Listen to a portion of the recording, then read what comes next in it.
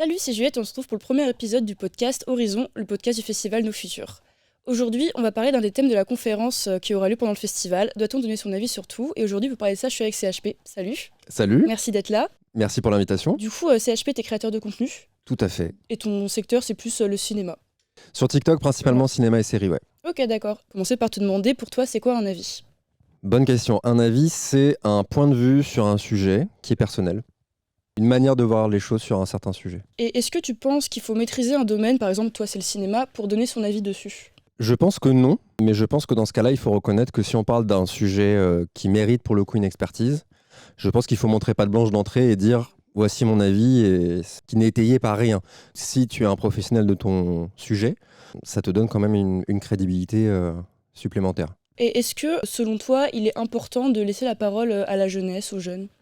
Oui, je pense. Moi qui suis beaucoup sur TikTok, je trouve ça extraordinaire la manière dont justement chacun peut un peu donner son avis. Alors il y a ses limites, forcément. La jeunesse communique énormément sur TikTok. Des sujets qui leur parlent et des trucs parfois un peu niche, un peu perso. Mais forcément, il y a toujours le revers de la médaille et n'importe qui peut aussi donner son avis. Ok, et est-ce que du coup tu penses aussi que la parole des jeunes, elle est légitime sur tous les sujets? Non, non. En fait, l'intérêt n'est pas de savoir si elle est légitime ou pas, mais je pense que de toute façon, il y a quelque chose à tirer d'un point de vue d'un jeune sur la société, mais on peut pas demander à un jeune d'être un expert en son domaine à 20 ans, tu vois. C'est la première fois de ta vie où tu arrives à un âge où tu crois dur comme fer et tu as bossé ton sujet, tu crois vraiment ton truc. Et la vingtaine, en tout cas moi ça a été mon cas, et plus une décennie où tu vois les choses différemment, les choses se passent d'une autre manière, etc., etc.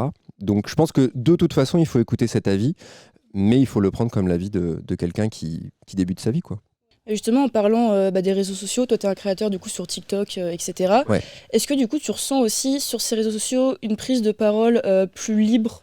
En fait, ça dépend ce que tu mets derrière libre. Moi, TikTok, quand je suis arrivé, il y a quelque chose que j'avais beaucoup aimé. C'est étonnamment, pour moi, le réseau vidéo le plus inclusif, parce que j'ai vu des personnes en situation de handicap et j'ai vu surtout des femmes oser être drôles, quoi. Là où sur YouTube, les femmes, dès que ça commence à faire des vues, à fonctionner, là, pour rien vous cacher, si vous êtes sur TikTok, on est dans l'arc Abrèche Frères, et une certaine Chloé Gervais a mis en lumière le fait que Abrèche Frères se moquait principalement des femmes, et elle s'est fait traiter de tous les noms, alors que, objectivement, elle a raison, quoi.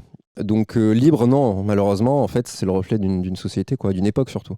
Plus il y a d'avis, moins il y a de liberté, en fait, je pense. Mais est-ce que justement toutes ces critiques, ces choses négatives, est-ce que c'est forcément négatif justement? En soi, même si c'est négatif, ça reste une façon de s'exprimer. Les gens font des critiques, mais ça reste une façon, ils ont toujours une liberté de parler finalement. Donc. Ah oui, mais tu vois, sur le sujet des femmes, les hommes, ils crient plus fort que les femmes, quoi. Et ils sont majoritaires. En fait, en tant qu'homme, en tant que créateur homme, les gens sont beaucoup plus indulgents. Je connais personnellement une grosse créatrice de contenu sur TikTok, et je sortais une vidéo où le sujet commençait à être un peu touchy, je sais plus ce que c'était. Ah oui, c'était sur Napoléon. Et elle m'a dit, fais gaffe, parce que là, tu vas te prendre tous les fans de Napoléon et compagnie. Et je lui ai dit, mais t'inquiète, je suis un mec, quoi.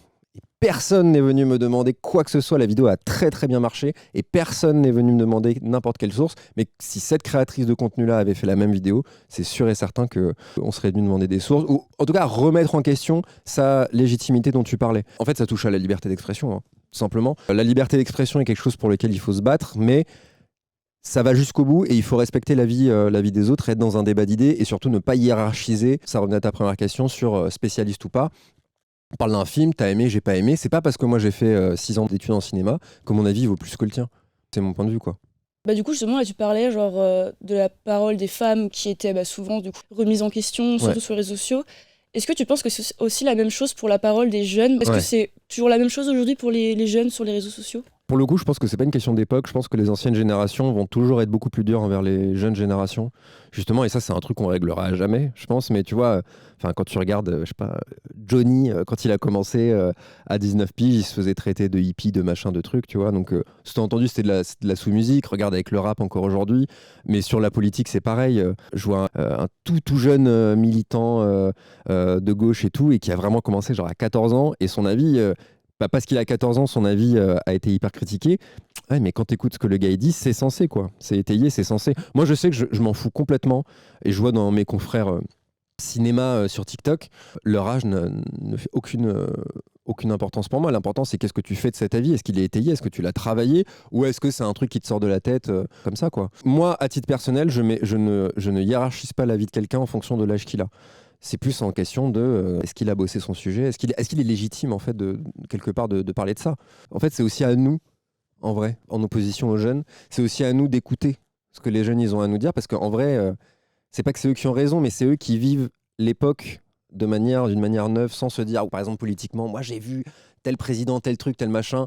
Eux, ils arrivent et c'est très intéressant et très pertinent d'avoir ce point de vue-là d'entrée, et surtout dans une époque aussi charnière que la nôtre sur les débats d'idées, les extrêmes en fait qui s'opposent. Et c'est l'avenir, quoi, tout simplement. Moi, en tout cas, ça m'intéresse vachement, mais sans être forcément en tant que créateur. Oui, il faut écouter les jeunes quand même. Ouais. Ok, super, merci beaucoup. Merci à vous. C'était Horizon, le podcast du festival Nos Futurs. Du coup, je vous invite à venir au festival du 21 au 24 mars au Champ Libre, c'est gratuit. Et il y aura des conférences sur de nombreux thèmes comme celui-là, ainsi que l'alimentation, la sexualité. Le but, c'est de donner la parole à la jeunesse. Merci beaucoup.